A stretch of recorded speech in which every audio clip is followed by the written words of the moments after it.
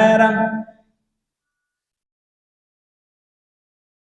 এমন কোনো মানুষ নাই, এমন কোনো জাতি নাই, এমন কোনো গোষ্ঠী নাই যারা এই মৃত্যুটাকে অস্বীকার করতে পারে, ঠিক কিনা? কারণ তারা যাতে মাতাল হলেও তাহলে ঠিক,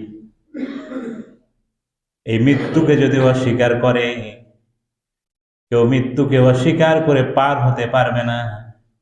এই জন্য নাস্তিক বলেন, খোদাদ্রোহী বলেন, আর যতই বাহাদুর বলেন, কারো বাবার ক্ষমতা নাই যে মৃত্যুটাকে অস্বীকার করতে পারে, ঠিক কিনা?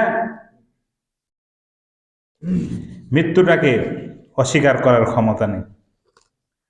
আর এই বিষয়টিতেও সবাই একমত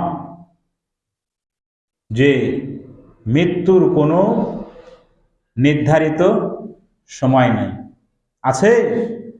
মৃত্যুর কোনো নির্ধারিত সীমা আছে? কোনো ঠিক ঠিকানা আছে?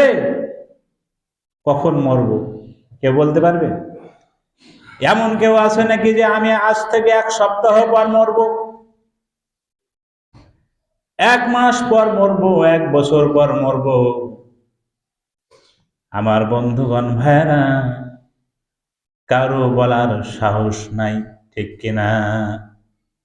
মৃত্যু কখন হবে এর কোনো নির্ধারিত সময় নাই, এর কোনো ঠিক ঠিকানাই নাই।